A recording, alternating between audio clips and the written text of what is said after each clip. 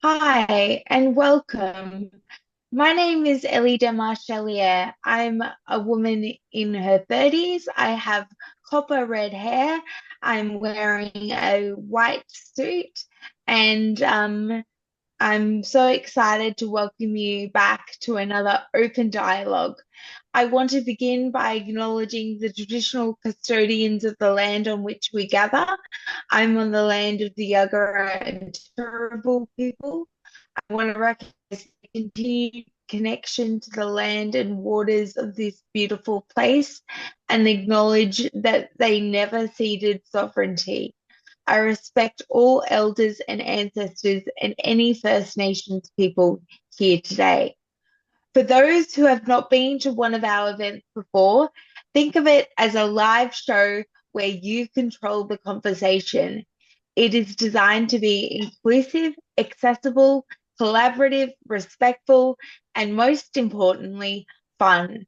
We encourage you to have your camera on if you feel comfortable with that. We are trialing a new format today where we hear from our amazing speakers for about 50 minutes, then we take a 10-minute break. We'll then spend the last 30 minutes with an open question and answer format, allowing you to have your say. Throughout the whole event, we'll be watching the chat and keeping a list of questions asked. You are welcome to join the conversation with the chat. We know that it is difficult for some people, so remember you can open or close the chat by clicking on the chat icon on the bottom of your screen at any time. A little background about us. The Disability Dialogue is a project to promote inclusive, collaborative, disability-led conversations. Before we start, I want to shout out to our partners, Dana, Inclusive Australia, Inclusion Australia, Alliance 20, Melbourne Disability Institute. We are funded through an information linkages and capacity building grant from the Department of Social Services. I want to acknowledge the support of the Community Broadcasting Foundation. Also, shout out to Power D, Community Broadcasting Association of Australia and Vision Australia. So, what's today's discussion all about? We want to talk about how people with disability get around. This is part of our series of discussions around the idea of belonging and community connections. Last time we spoke about making and maintaining friendship. This time, we want to build on that to recognize that one of the basic rights for all people should be one of mobility. We recognize this by building roads, supporting public transport systems that link people between where they live, where they work, and where they participate in the community. But what happens when those networks are not available to everyone? What are the human costs of mobility exclusion? And what do we all lose when systems lock people out of being active participants in their community? Let's do an icebreaker for everyone here today. Can you post in the chat what is your favorite mode of transport? What do you love the most? While you're doing that, let me introduce our wonderful panelists for today's discussion, Emma Myers, Todd Winther, and Jared Simkes. First, Emma is a writer, actor, and disability advocate who lives in Canberra. She is the first disability rights and political reporter at Howard D, where she works. Emma, do you want to give us a visual description? Um, Sure. Hi. This is Emma talking from Powered Media, and I'm wearing a set of pink glasses. I have blonde hair and a florally white shirt on, and and yeah. And Emma, what's your experience about getting around Canberra? Well, for one thing, overall, it's been really positive, and I've come from being completely unable to travel independently to now only traveling independently on public transport. So I get around via the bus mainly, but when I have to go to Sydney or I go back home, I take the train.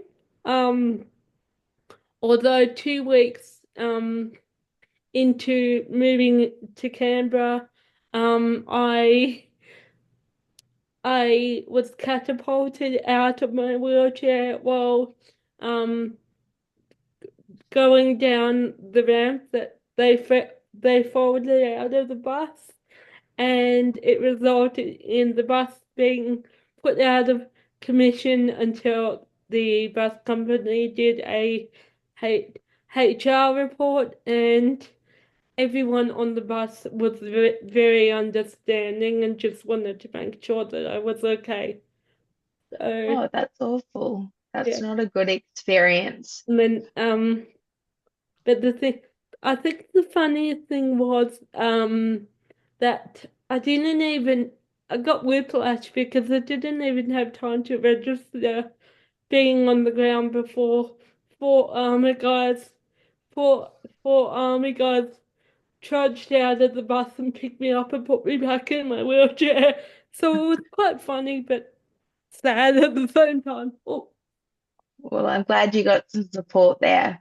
yeah. Um, Now to Todd, who is an advocate who cares about politics and disability rights and consults on the experience of people with disability. Todd, do you want to give us your visual description? Sure, I am a man in his 40s wearing a blue shirt, and I use a motorized wheelchair for movement. I have got slightly grey hair, which I often say comes from being married. I think that's entirely unfair to your wife. But Todd, what's your experience of getting out and about in Brisbane? Well, you know yourself, Ellie, as a Brisbane local, that there are some good points about public transport and there are some bad points about public transport. But the main thing about getting around in Brisbane is the weather. Living in a tropical climate, using a motorized wheelchair, the weather and how quickly it can change is a massive barrier. Onto the actual public transport itself, I chose where I live deliberately because it's 500 meters from a train station, and most of the train stations in Brisbane are accessible. And luckily, in the Brisbane City Council area, all of the buses are wheelchair accessible. One major problem, though, for me as somebody who uses a motorized wheelchair is that the buses don't have restraints, and so I consider my I consider the situation to be far too dangerous to travel in the bus on my own. So the only time I do use the bus is with my wife or with a support worker. Yeah, fair enough. Um, and now to Jared Simkus, who joins us from the northwest coast of Tasmania. He is employed by Speak Out as a community educator, currently working on a new project called Respect Our Ability. Jared is also currently participating in a reference group for a national international transport company. Jared's only mode of transport is public transport. Welcome to your first disability dialogue, Jared. Can you tell us what forms of transport you regularly use, and can you give us a visual description? Um, I'm Jared. I've got black hair, brown eyes, like a brown, white, kind of blue, blackish blue shirt with a bit of gold on it. and I usually catch a bus as my main form of transport. And how do you find that, Jared?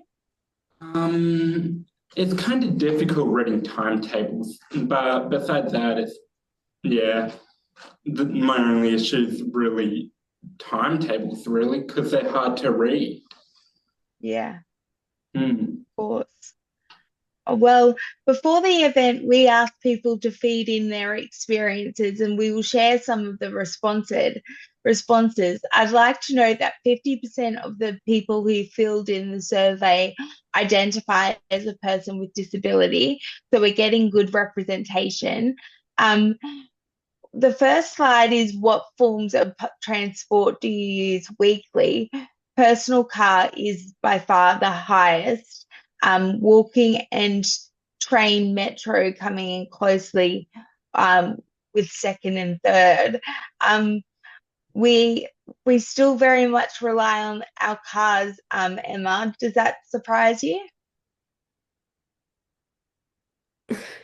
Not really, because as I said, I used to live in an area where there was no public transport available, especially no public transport available for people with disability. And so the fact that a lot of us still use our own transportation, it's really telling of the times, isn't it? It's not. We should have better transport than we do. Someone in the chat mentioned high-speed trains like the ones in Europe. That'd be the dream the day we get them. Wouldn't it? I think high-speed trains has been raised like every year for the past 2 decades, and it Yeah. never happens. Slide 2 is about what regular activities do you do that require transport. Social activities comes out the highest, followed closely by work and medical appointments. It really shows, Todd, that transport is really essential to keep up those social connections, but also like to keep us connected to the world around us and keep us healthy. It's essential, really. It's not like for something luxurious, it is for essential needs.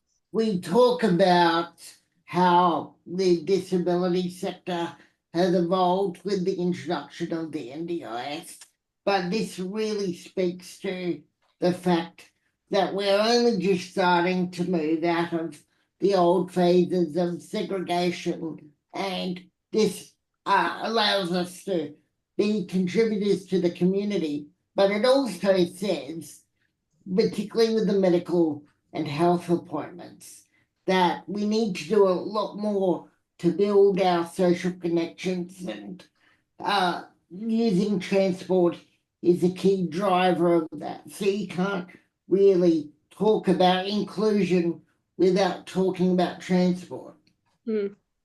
Yeah, it's almost though, Todd, which comes first? Are we in workplaces more and then the transport will follow, or do we have to wait until the transport's there for us to be employed more? Like, which order does it have to come in, do you think? Well, that's essentially the chicken and the egg argument for the politicians. You can really only do one at a time. So it's basically where do we as people with disabilities place as a priority, but also how does society view us as engaged and capable citizens? So it's always going to be an ongoing debate whether it's going to be the chicken or the egg. You don't have a view on which should come first? Well, I believe social connections and interactions are probably the first priority, because it's from those social connections and interactions that we can develop our connections and further our opportunities economically, whether that be through work or otherwise. All right, so build the accessible transport. Yeah. Um, okay, next we have some slides with some example quotes from the questions we asked. The first question was, what have you missed out on because of barriers to transport? University places, jobs, events, social interactions, evening events came out a lot, seeing friends, social groups, activities, medical appointments, work, friends, opportunities to participate in the community. Um, Jared, it sounds like from these responses that people with disability miss out on a lot of things because transport isn't accessible. What have you missed out on because of transport? Well, I can't go see friends because like the transport's not there to go visit them. Yeah. And has that happened to you a lot? Yeah, like I would want to go see a friend, but I can't because there's no buses that go out that way and that kind of thing. And there's no bus stops nearby them to be able to transport there. Um, that, how does that make you feel? Kind of isolated, really, because I can't have that social connection. Yeah, fair enough. That's how it made me feel too. Um, the next question we asked is, what are your two key barriers to using public transport? Um, Accessibility and availability in regional areas, lack of availability in regional areas, attitudes and judgment of other commuters who cannot see my invisible disability, cost, long wait times, sensory issues, anxiety and panic attacks, the height of train platforms. I say here to that one. Um, Access to taxis, no access to footpaths. Oh, don't get me started about taxis. Todd, what was it like for you when you were a university student trying to get to uni on public transport? It, it As a was student, was cost a factor? no, not really, but I was in a regional area. I did University of the Sunshine Coast, and it really ties in with a lot of the responses that we're seeing. That the further you go out of the capital cities, the greater the issues are. The biggest barrier of traveling to uni essentially was there was no accessible public transport, so I had to rely on taxis, and because it was a regional area, there are only a few taxis. So unless you had a connection with a reliable driver, the wait would often be 2 to 3 hours, which would impact on all the other things like, how long you would stay to do extra research or assignments and other personal care issues as well. Yeah, the wait for a maxi taxi, it can be, even in our major cities, can be extraordinary, waiting I I hours for, I yeah, reckon that with the time that I've wasted waiting for accessible taxis, and everyone would be the same, that I could write a whole university thesis, such as the length of time that is required with waiting for taxis, even in capital cities. yeah, absolutely. Well, Um, even when I was living in the Hunt Valley, there was one taxi for my town, and I would have to know what I was going to be doing 2 weeks in advance in order to book that taxi, because if I booked it um just on a whim, I'd be told no, and then during during the work week, I couldn't book it either because they were dropping children off that didn't even need these taxis. They just didn't want to take the bus. yeah, yeah, when you're relying on one car, in a whole town, that's pretty hard. Well, thank you to our panel for now, but I'm going to bring you into the conversation a little later on. For now, we're going to hear from Dr. Lisa Stafford, who has been doing really important research on transport and people with disability. Welcome, Lisa. Um, we will post a longer bio and some links in the chat for those interested in learning more. But the short version is you have over 25 years of experience in research, education, and community planning. Your work is dedicated to using inclusive methods that ensure everyone's voices, especially children and those with complex communication needs, are heard in research and planning. Welcome to the Open Dialogue. It's great to have you here, Lisa. Can you start by telling us a bit about yourself and the work that you do? Yeah, no worries. And for people out there, so I've got blonde hair, I've got black glasses on today, a microphone that sort of looks Madonna-ish, with a green dress and a grayish cardigan.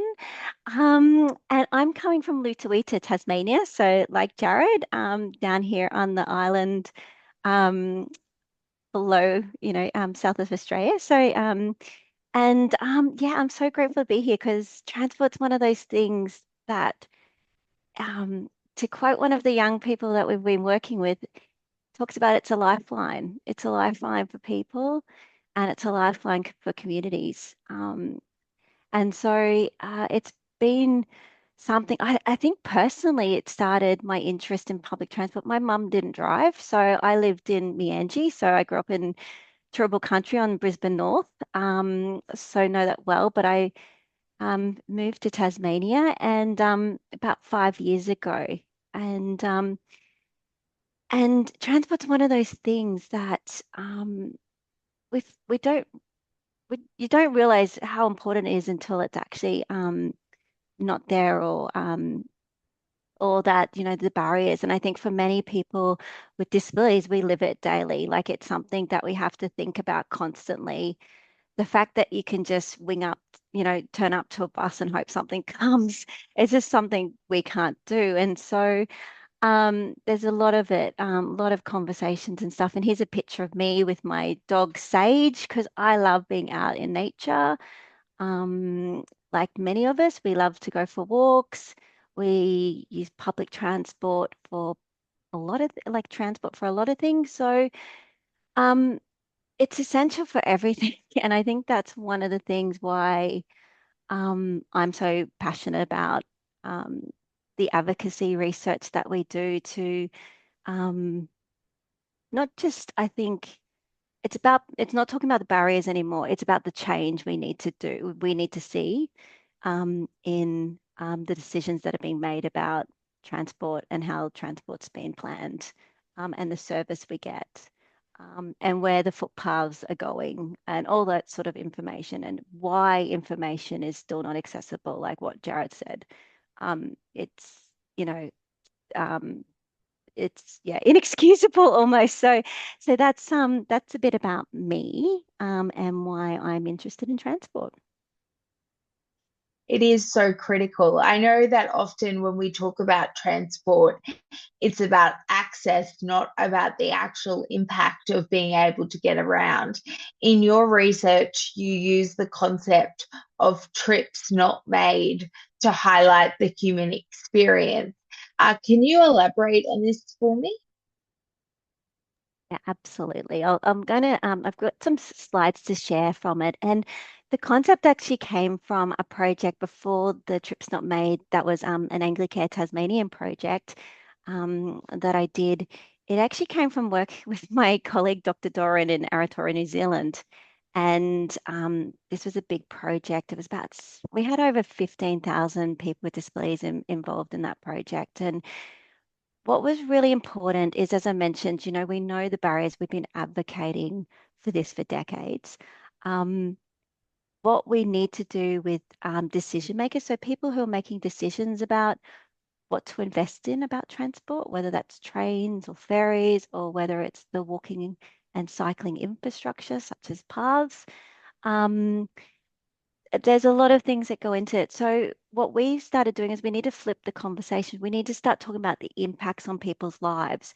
What are people missing out on? Like what the question was, like, and so, and also the impact. So that starts to show even further that this is not a choice. This is a necessity. This is a basic essential service and infrastructure that is critical to not just individuals' social health, study, like learning, getting jobs, all this sort of stuff.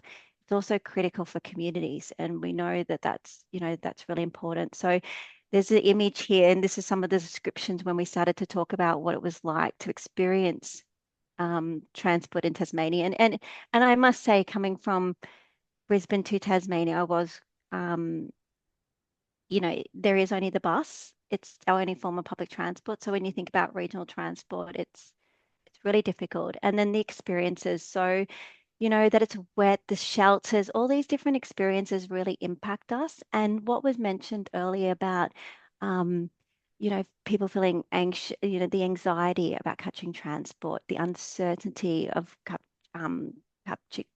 catching public transport. Like the words that people talked to us about was untrustworthy, like they couldn't trust it. It was worrying and risky because of their experiences. Costly. I know Todd mentioned time. So yes, costly in time, costly in actually money. So in income. And when we say income, it means people not being able to take shifts because there's no public transport available to them at that time. And also safety. So that's not just about risk of trips or falls, like what Emma unfortunately experienced. And I had a similar experience, but mine was getting onto the bus. My ramp broke on me. That does create safety feelings for us, but also there's that personal safety about, do I feel comfortable sitting here waiting when I've got no Wi-Fi? I don't have access, there's no signal on my phone. I'm waiting in these cold, wet areas with no lighting. So it's that personal sense of safety too. So these are all really, impactful. Kat, can you just flip to the next slide for me? And so what we did was start capturing, okay, well, these are the experiences across the whole journey. So what's the impact? And so as we mentioned, social isolating, what Jared's what talked about, so many people talk about that. It means losing connections with so many friends or not being able to make those connections. Denied night shifts. So young people or a whole range of different people have, we don't work 9 to 5. So being able to catch or have transport that's outside hours was really significant. So people lost shifts, which impacts on the economy. We already know that people with disabilities, there is significant cost already. So when you're not able to take those shifts, and night shifts or weekend shifts are generally when it's more money. So there is a significant impact. There's a cost. So it's not just not being able to go, it's the cost on the person socially, physically, money, appointments. We heard people weren't able to take medical appointments, or denied treatments, delayed treatments. These are real costs. And so this is why we started framing it as the trip's not made an impact, to start telling a different story. But this is not about people not using public transport. This is people are having difficulties or aren't able to catch transport because it's not available, not when they need, and then the impacts that that's having on people's lives. And it's profound. And that's that advocacy work that we're doing now. But what also was really great is we talked about the change not needed. So I'll just pause, Ellie, and then send that back to you about the trips not made. Can I bring back our panel and maybe get their thoughts on what Lisa has said so far? Todd, does anything from Lisa's research particularly stand out to you? I think the economic impact of employment was a big one that jumped out to me, because particularly what she said about working on weekends, because that's when we know that public transport is the most unreliable, and the main barrier for employment opportunities in the past for me has been the ability to get to and from an office. We're very lucky now that I am fortunate to work from home in an environment where I don't have to use transport. But transport previously was one of the major barriers to why I could not work full time. Yeah. Yep. I think that's been the experience for a lot of people with disability from working from home has saved them from having to experience public transport. And that's been one of the benefits of working from home. Jared, have you ever had to miss out on a shift at work because of public transport? Not really, because like most of my shifts are during the day, so I don't really have that issue of like having no bus to get home. Yeah. Did you hear anything that Lisa said that you thought was interesting? About being Tasman here. Yeah, there was like about being in Tasmania only having access to buses due to like taxis being too expensive and all that to like use them. Yeah. It's hard when there's only one mode of transport. Have you ever had a bus be cancelled on you, Jared? I have had a bus like break down once. Was that challenging to like have to deal with? Yeah, it was. Yeah. It was pretty difficult. Yeah. And it like made me late kind of thing. Yeah, that's frustrating. Emma, what were your thoughts from hearing what Lisa said around trips not taken? I mean, all of the above. It's it's you kind of weigh up the pros and cons of going anywhere because you know that you're going to have that extra challenge of getting there. So it's kind of like, oh, you're invited out to this party, but it's like, okay, do you want to rely on someone else to drive you there, which you then asking yourself, well, what am I taking away from them and their day-to-day activity? Is it worth it? Like, is it worth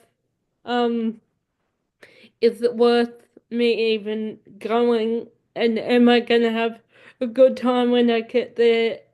So it's like, do I even bother trying to figure out transport in order to go somewhere that at the end of the day may not even be worth the hassle of organizing transport to get to? Yeah, it is a big barrier to overcome. But on to what we can do to try and rectify some of this, Lisa. What have people with disabilities in your work identified as the solutions and the change needed for people to use transport more regularly? Yeah, thanks, Ali. Kat, do you want to bring up the slide? There's a whole range of conversations. So we talked about, well, what are the things that would really help so we could use it regularly, because that was one of the things that people can't, and not just public transport. So the term active's used quite a lot in transport world. what it essentially means is walking, riding your bikes, riding a scooter. It's the footpaths and pathways that connect you from your home to either public transport or to the shops and stuff like that. So the conversation was about how do we, get better at both those essential sort of services and infrastructure like that. And so part of the conversations was we have to build trust back into using public transport. A lot of people with disabilities just don't have trust, and that's about, and that's not just the actual services and the routes. It's, it's critical, the infrastructure too. And that's starting with, is it easy to use? Can I actually read timetables? Can I plan my trips where it makes sense? Can I actually change my, if something happens, can I easily adjust where I'm going? So that whole trip planning they call, it has to be easy to use. And currently, depending on where you live, for some it's really bad.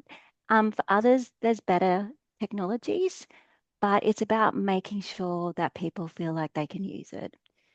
And the accessibility is really key, and accessibility is across the whole journey. So this is about the digital space. So a lot of the information about transport is online, even if it's rideshare and stuff like that, you've got apps, all that sort of stuff.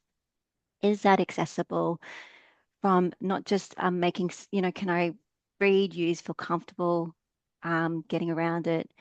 Can I actually, does my technology work with it? That's a big thing that came up quite a bit. My existing technology, does it work with it? And then all the other sensory elements that also sit with that.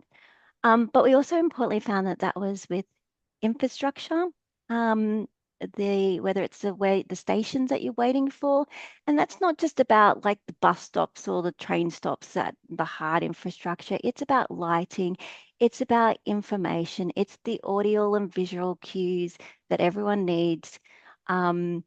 It's being able to access like client services. This takes for granted. And so young people are talking about, well, why aren't there QR codes or something like that on the buses? I can just put my phone and I can contact, easy things that bring us closer to customer services if we need that support. Affordable is really critical. And I know Brisbane's brought 50 cents tickets. I wish we had that down here, but it's get consistency. I know I was up there in APOS. I was so shocked how cheap it was. Todd was like, it was so good. So having that consistency, and just because you live in the outer suburbs where many people do live, because we know housing and transport's deeply connected around affordability, you can't be disadvantaged having to pay higher amounts if you're living in those areas, because that's where housing is, and that's really critically important. So that's some of the stuff we talked about, and has to meet diverse needs of users. So as we talked about examples, so I want to go on dates at night. Can I get transport? Like, these are real things that, if your transport stops at 6 p.m., that impacts on your social and your relationships. It's the same with, as Emma talked, going out, and as we already talked about, like with work. So they're really important. You've got to plan it with people. People are saying, it's all right for, it might look good on paper, but come out and actually talk to people, what we've always advocated for, like in every service area. It's the same with transport. It has to be designed with people who are using it or who want to use it. We've got to explore more options. Community transport, on-demand services, not just these main routes that transport's really moved to because they're cost efficient. We actually have to make sure that we're actually getting some door-to-door support for people, getting them from home to the stations and stuff like that. Many people can't use rideshare or not available. I know there was a mention about in the Northwest where Jared is, there is no wheelchair accessible taxis at the moment. So it really does restrict. So we need to do that. Stronger partnerships within communities and using resources. This came up a lot. There's a lot of 12, 20-seater buses sitting around after 5 p.m. Like, how do we get better as a society to how do we get better at using these community resources that are there? And that came up quite a bit in more regional areas where access to both the public transport is not as strong. Equity was really important. We always talk about access, but equity is different. Like, this is about making sure that acknowledging that people have different needs and that we're creating and designing for those needs. You know, it's not about the greater good for the greater number. This is about everyone's rights to being able to have access to transport, and how do we make sure that we're actually meeting those needs, and particularly for the most at risk or discriminated groups of people. So that was a really important focus in transport. Currently, we don't have a good working definition of transport equity, and particularly in Australia. That's my next project that we're just starting, is actually creating a better transport equity model for people with disabilities to help inform how transport's planned and the decisions that they're making around investment. Because we know equity is important for our rights. People talk about access, participation, importantly, independence. And I know Emma used that term, independence, and that freedom, you know, freedom to choose and do what I want when I want. You know, this is, as we talked about, some people don't even have to think about that. Well, for many, you know, wouldn't that be awesome? And that's what we heard quite a bit. So that was 3. And then the next one, if Kat goes to the next slide, was changing the story and the culture about public transport. And this comes back to benefits, not about the costs. We always think, oh, these services cost, people aren't using them. So changing the story to note the benefits. These are critical services and supports where the benefits are immense to not just people, but communities, you know. But to start doing that, to getting that, changing the story, is that we've got to make better systems and to help build our trust back into those services. But essentially, yeah, it's the benefits and impacts that are so critical to making All right. change. I'm Thanks. going to ask Todd and Emma a question that I'm keen for everyone in the chat to put their responses in, and maybe after the break I'll read some of the responses out. If you were in charge of these systems, what would you change first? What would you go in and change? Number one, priority J, number one. You're the new transport minister. What would you change, Emma? Can't Todd go first? I'm glad No. you picked Emma first. Don't say that. What did you say, Todd? I'm glad you picked Emma first. Look, I don't think anything can be solved in one day. You know, it's a gradual continuous I would say uphill battle, but I'd love it if we could get the fast trains going. But I also love it to see every single station have accessible boarding, because there's only about 50%, and I think I'm using that percentage quite loosely, of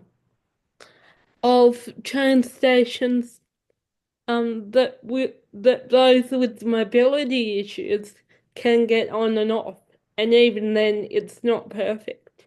Like, I went home for Christmas and took an older train from Central Station, and they loaded me into the gangway, and that is where I sat for 2.5 hours. The bit where, you know, I'm sitting in my chair on the hinge of the carriages, being asked to move backwards and forwards to let people in the train because I couldn't fit through the door of the carriage. A that was a really, really hard thing for me to wrap my head around. I would have probably been put in the animal cart had I been able to. So yeah, definitely ac train accessibility and um a wider accessible bus uh accessible buses around the country, because in Canberra they've done it in Canberra. All of the buses of um Canberra are now fully accessible, but they need to be accessible fully around the country. All right. Well, Emma went first, Todd. So now's your turn. What would you change first if you were in charge of the transport system? Well, Emma's right in saying, well, you can't change anything tangible in one day. But as I always say in a number of issues, growing up as a person with a disability, we were constantly told how to fit into an accessible world. I think we can start by educate. Sorry, we were constantly told, as a disabled person, how to fit into the mainstream world. I think it's time that the mainstream world were educated about what it means to be disabled. And forums like this are a good opportunity, but education programs, such as the terrific work that Lisa is doing, need to be rolled out in a wider setting so that the whole community can understand both the economic and the social impact of what these choices can actually create. There's that old cliche about having a minister spending a day in a wheelchair. It's not about that. It's about going deeper and understanding what is it really like inside our minds, and the choices that we make, and the trade-offs that we have to constantly bargain for, not only with transport, but with every other issue every single day of our lives. Yeah. Well, you both make very good transport ministers by the sound of it. We're now going to do a 10-minute break to give everyone time to digest what we've learned. We hope you will stick around and join us for the open discussion coming up. During the break, we're going to post a question on your screen. This is totally optional. The question is, if you could make one type of transport mode accessible, which would it be? And feel free to post in the chat how you would want to make it more accessible. But if you could choose one to make it totally accessible, which mode would you want to make completely accessible? I was just interested in what people would prioritize. So feel free. Oh, it looks like there's going to be a little bit for everyone. But I'm interested to see how the polling goes, and enjoy your 10-minute break. I'll see you in 10 minutes. I'm really excited to welcome you back, and I'm going to kick off the second half of our open dialogue by having a really wonderful conversation with Quang Nugent. Quang is the chairperson for, hold on, our poll results. I've jumped ahead. 1 second. Our poll results. I asked if you could make one type of transport mode accessible, which would it be? It really came in like very close between public buses and trains and like taxi, Uber, rideshare. They were the top three, and they're very close together. With community or service provider bus not far behind, it kind of seems like you want all of them to be accessible. Wouldn't that be a funny thing? Like, how about that? What about if all modes of transport were accessible? I think that's the message you're sending. So I wouldn't mind that. I thank you for everyone who participated in that and participated in the chat over the break. That was great to see. I'm now going to bring in Quang, who is, oh, it keeps popping back up. The poll just doesn't want to disappear. Quang is the chairperson for Council for Intellectual Disability and has been recently on the Disability Council at Accessible Transport Advisory Committee. Quang is non-verbal, so he's going to present via his support worker, Noah, and explain his role in trialling the replacement buses for the new metro line in southwest Sydney. Over to you, Quang and Noah.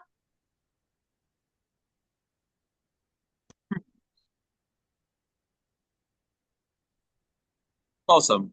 Thank you so much, Ellie. Yeah, so it's just me and Kwong and I here. Sorry, I'm just gonna Quang. no problem. Yeah, Kwong and I here. Going to talk about Kwong's experience with sort of I guess transport and his thoughts and sort of insights into that.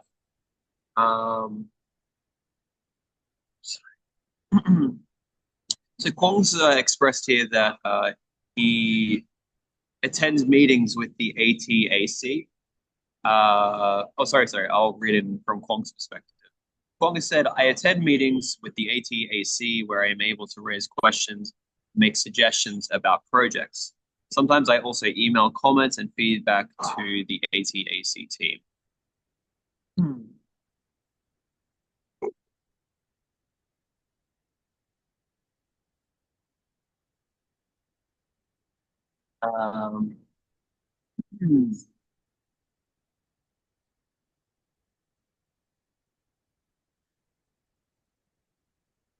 Apologies, sorry guys.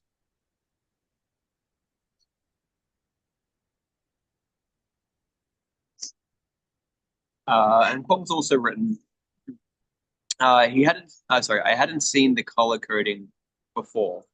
This was new to me. Kwong has also said, okay. Kwong has also said, I travel the train line between my home and the city a lot. I usually travel along the line that is currently closed because of the building of the Inner West Metro line. The pink color of the buses let me know very easily that it is different, it's accessible. They let me know that they are the ones I need to watch for if I want to travel to a station that is along the line where the metro is being built.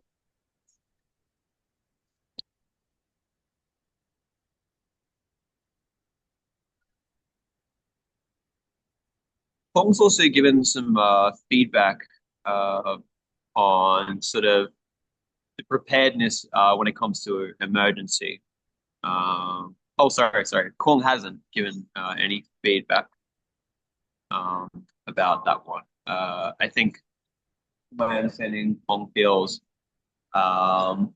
their sense of how prepared they are for emergency is adequate.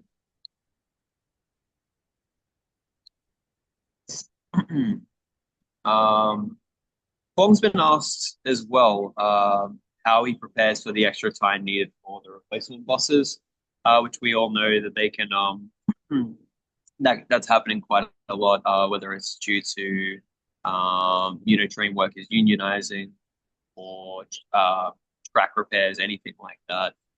And Kwong has written here, I need to make extra time for planning my travel with my support worker. Kwong and I usually communicate by text message or WhatsApp. He uses WhatsApp a lot for that sort of communication. Kwong has also said, my support worker helps me to work out the right buses and to plan for the extra time taken for travel on replacement buses. I also need to make a time when my support worker is available to me. Kwong's really great at that sense of communication. He has been with me and all the support workers. Yeah, he's a very busy person, but he's very organized. And yeah, I really appreciate getting to collaborate with Kwong in those sort of spaces and yeah, make his day happen the way that he wants it to. Amazing. Thank you, Kwong and Noah. What a team you guys are. Thank you for that. thank you, Kwong, for your insights. We are going to jump back to our panelists and to Lisa. If you have any questions for our panel and for Lisa, please, right now is the chance to put them in the chat, and I've got a backstage team that's ready to pass them along to me, and I can throw them to our panel and to Lisa. Lisa, I did want to ask you about foundational supports. Foundational supports are going to be supports that are outside of the NDIS. How can foundational supports play a role in providing transport beyond just saying public transport needs to be accessible?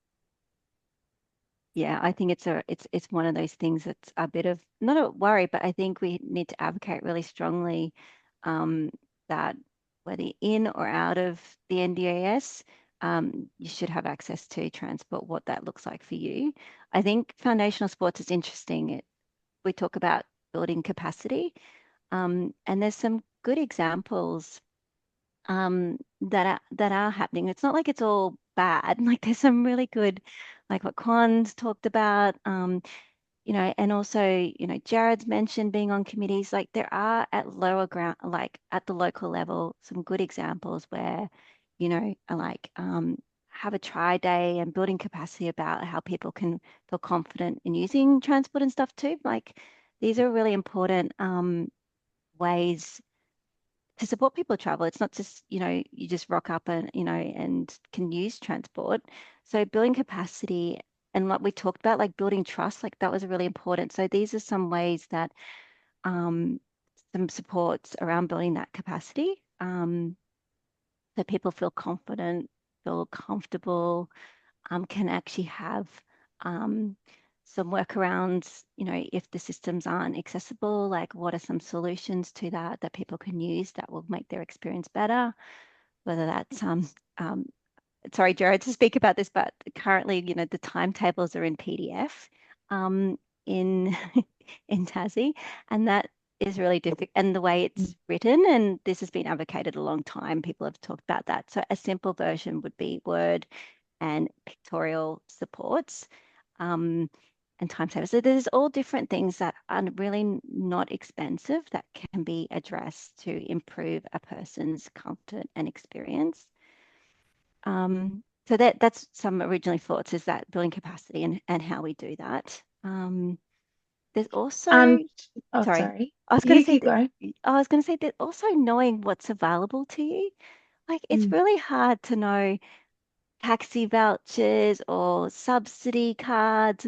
There's so much different stuff and it's different state by state. So how can we use ways that regardless of, your needs, that you know that you're able to access the supports that are available, so whether it's a subsidy. Yeah. Can we please make it easier to apply for these things? Right. Like I use taxis, but I don't have the subsidy vouchers because the form I have to get 2 doctors to sign off that I'm disabled. And I feel like if I'm on the NDIS, that should be proof enough that I am disabled. And so, like, if I have an NDIS plan, that should be enough to then just, like, get me the taxi subsidy. Like, these things should talk to each other so that I'm not constantly having to prove that I'm disabled when I've been disabled since birth. Like, this thing isn't going away anywhere. Like, I just feel like these systems need to talk to each other. I don't know. Also, Ellie, I'd like to take that one step further and say, why don't we nationalise the taxi subsidy scheme? Yes, So, because that's exactly what I was about to say. The discount is the same for all the states because in some states it's 75, in some states it's 50. If we nationalise the freaking NDIS, we can nationalise the taxi subsidy scheme. Not to Also, mention Todd, when when you're traveling for work and you're in a different city, the taxi driver is constantly saying, do you have the taxi subsidies scheme? Because they want the Lyft charging fee. And I'm like, I have but I'm not from here. I can't get it. And then they won't take you in the taxi because they won't get the Lyft charging fee. And you're like, but I literally can't get it here. I'm not a resident. And they're like, well, I'm not taking you because I won't get my extra $20. And then you end up going, I'll pay the extra $20. And this is every time. And I'm like, this has to be easier. Todd, I know you have done a lot of thinking about foundational supports. What are your thoughts on how we best utilize foundational supports to make transport easier? Well, two things. One point is about nationalising basic services Oh yeah, of course. that are equitable to all of us.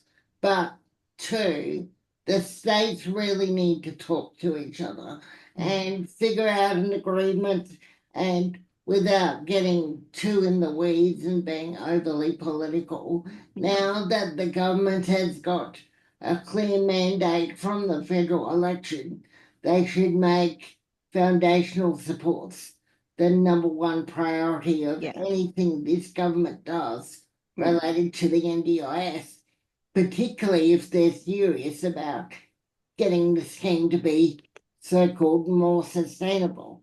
Yeah, agree, Todd. Lisa, we have a question. I'm going to do something a bit different, which is if people don't want to put their question in the chat and they actually have a thought that they want the panel and Lisa to respond to, I'm willing to open up the floor. So if you want to raise your virtual hand, I'm willing to throw to you for a thought that the panel can respond to. If you find putting a question in the chat too difficult. So that's another way that you can get involved in this conversation. But there's a question that's come in from Kathy to Lisa. What do we do for the 1 in 4 people who are not digitally included get by if only trip planning is on an app? Plus, can everyone do and know how to access the internet compared with being at home? Non-digital answers must also be included.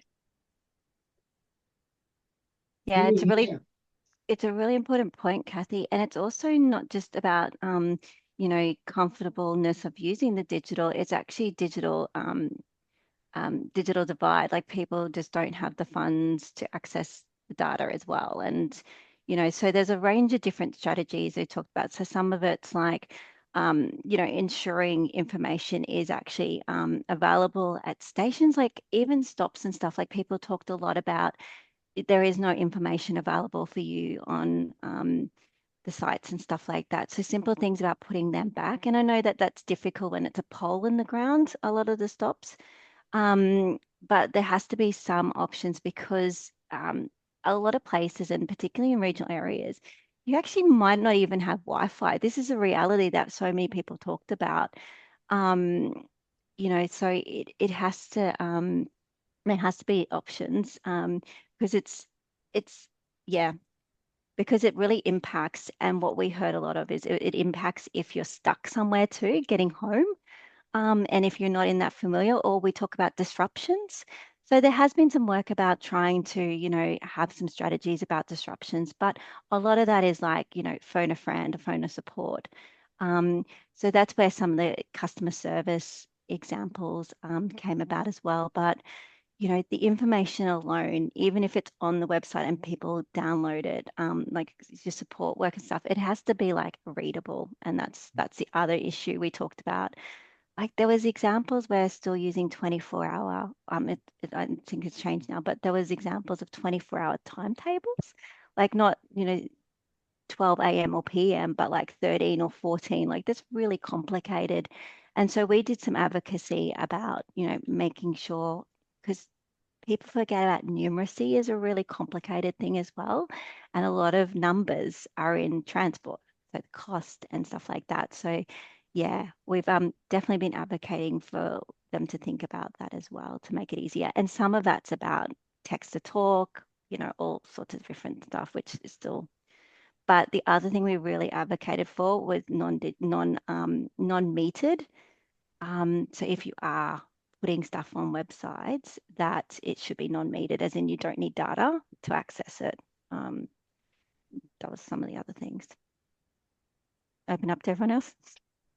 I have a question and answer here from Kong. The question was, how do you go with communicating with Transport New South Wales staff? And the response from Kwong was, usually with the assistance of my support workers, I will use this smart device to communicate with my support worker, prompting them to contact Transport New South Wales, asking to have a ramp or any accessible equipment needed for me at a specific station. Otherwise, I can utilize my text-to-speech app to assist with communication. I was wondering, Jared, when I introduced you, I said you had a couple of jobs, and they sound so interesting to me. I was wondering, Jared, if you could tell me a little bit about your work. Basically, there's obviously the Speak Out, which is what I've been doing, and basically I'm a community educator, and that basically means I go out into the community and teach people about like their rights and all that stuff when it comes to certain things. Like if they want to go shopping, I teach them about their rights about that and all that stuff. That sounds really interesting. You must meet a lot of cool people. Yeah. I meet a lot of great people. That's awesome.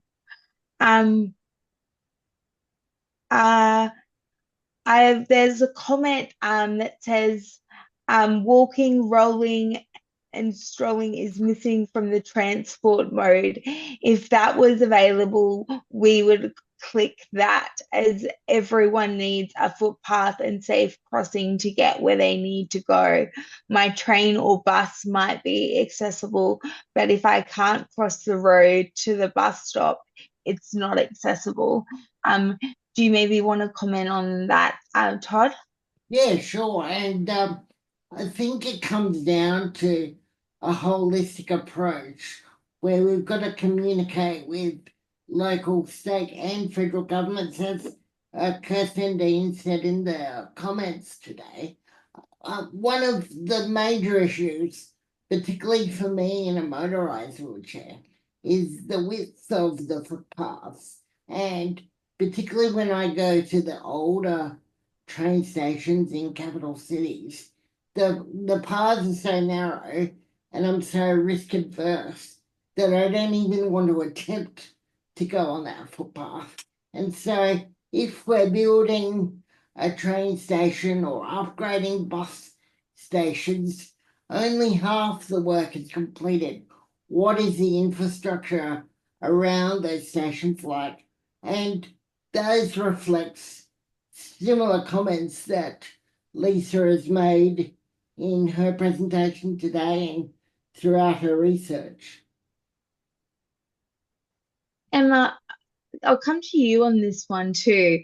Like, I am sure you have reached the end of a pathway and there is no curb cut, and it's like, how did they ever expect anyone to like exit this pathway?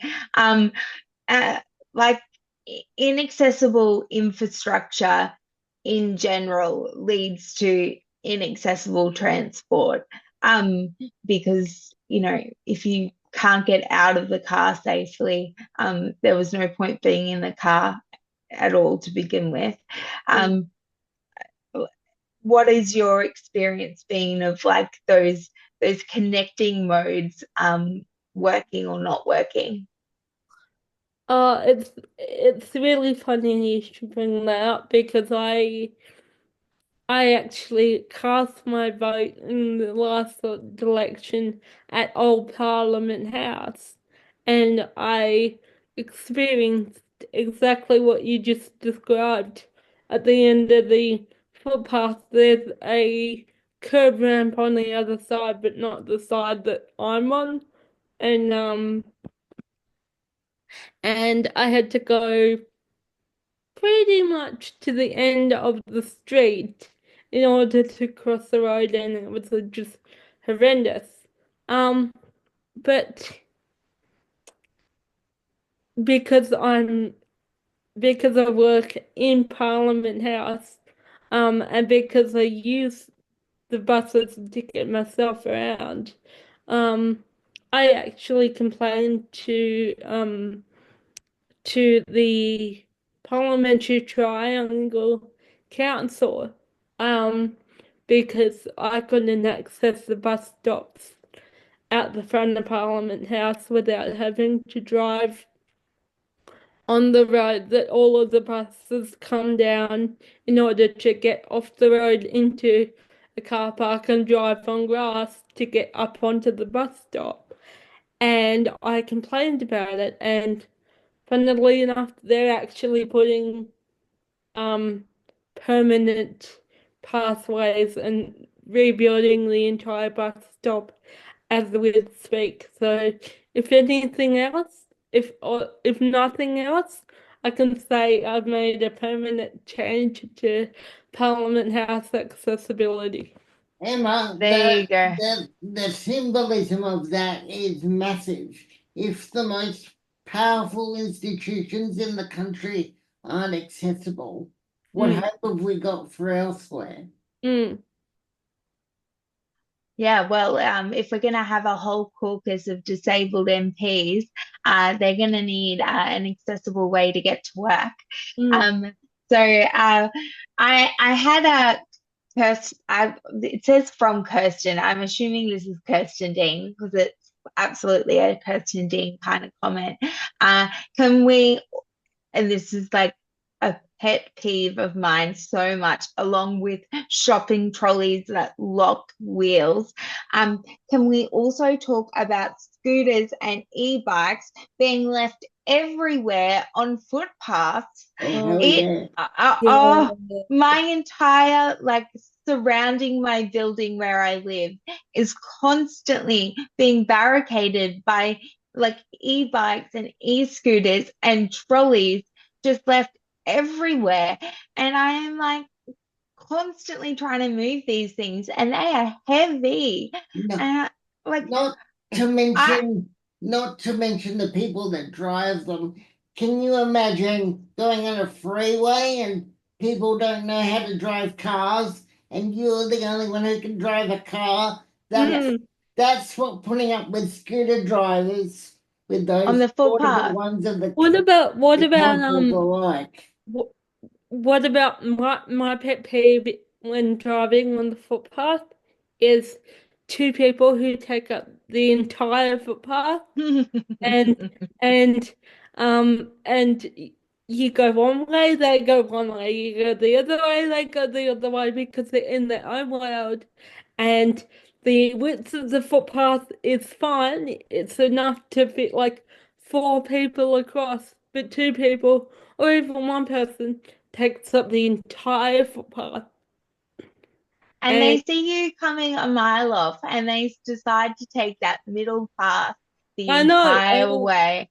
uh, That attitudinal change would be so lovely.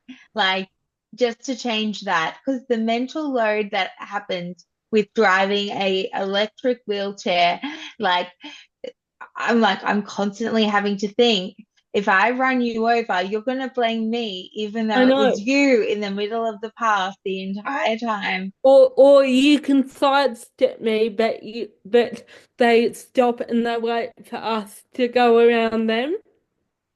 It I often think uh what is going through these people's minds at the moment? It must be a very thoughtful conversation they had from before because they are not in the present moment. I'll have the final question from Coral. Uh, I'm interested to hear from Lisa's thoughts on the interaction between the promotion of active transport, i.e., walking, cycling, etc., as opposed to driving, and accessible urban environments. Are we there? Are there tensions between some of those different needs, and how can that be mitigated or resolved? I think we're already on the topic of that now. And I was going to say, how many minutes do we got? That's Three. a whole You know, one dialogue. You know what thing we haven't covered this entire session is another element of transport, cruising and cruising accessibility. Oh, well, yeah, and Dara mentioned planes. That's the Oh, other one. Yeah, Yeah, we didn't let's not. even do flight. We need a whole Oh. dialogue on that one. Yeah. oh my God. That needs its own dialogue. Yeah. Oh, look, I mean, I know Coral, so it's a great question, and I think Anna, and I think there's a couple of other comments that we're adding to that. It, the long and the short is, obviously part of it comes back to how our environments are planned, how our transport's planned, and the biggest things that we can do is actually be not just part of those conversations, but really helping to shape the future of transport, and the decision making. So, and there's a lot in that. So that's what I mean. I'm trying to unpack that now, but there's been work, and there is work.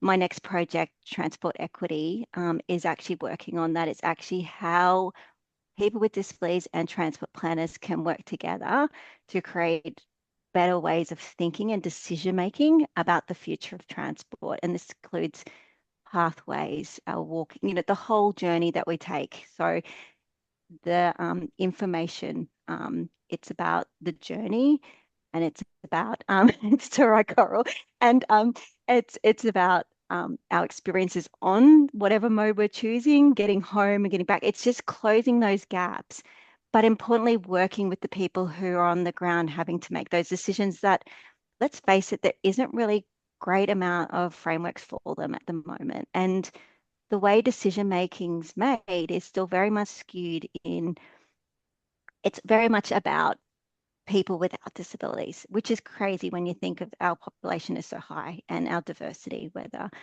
whatever we come with. So so that's a big part of it, because it's how planning decisions are made is a really key part of that. And it's not just service decisions, it's the planning that's a big part of that. So I don't think I've answered it anywhere near what happens, but I think that's where people with disabilities can really get involved. So if you can be a part of transport committees, if you're passionate about this, if you can be a part of your local council committees, service providers like Jan and myself have done.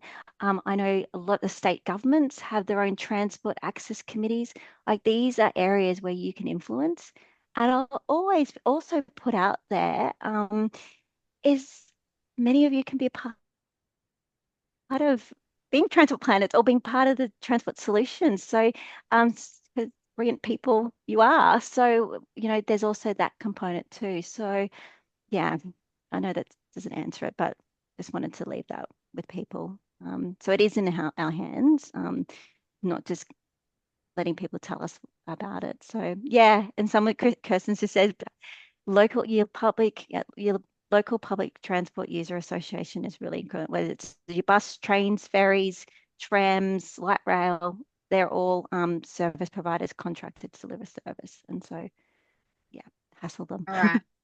If we're good at anything, it is hassling local committees and local providers to get things done.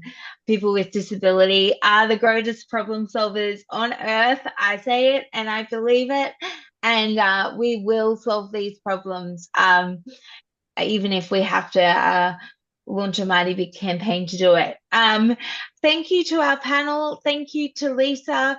Thanks, Todd, Emma, Jared. It's been a wonderful discussion. Finally, as we are running these events regularly, I'd love your ideas on topics you would like us talking about in future events.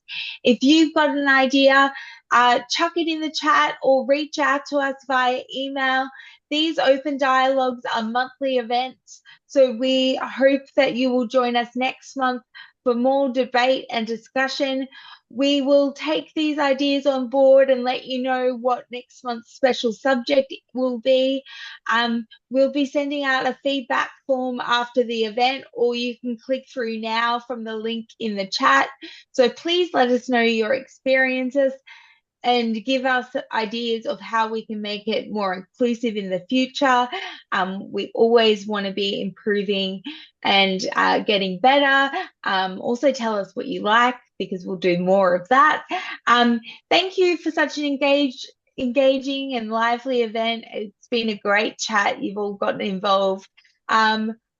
Next month I can tell you what the theme is going to be. Next month we're going to be looking at peer support and the importance of peer support, a very exciting topic, and Todd is going to be taking over as host. I can let you know that today was my last time as host of Open Dialogues, so I won't be seeing you next month, but Todd will be taking over.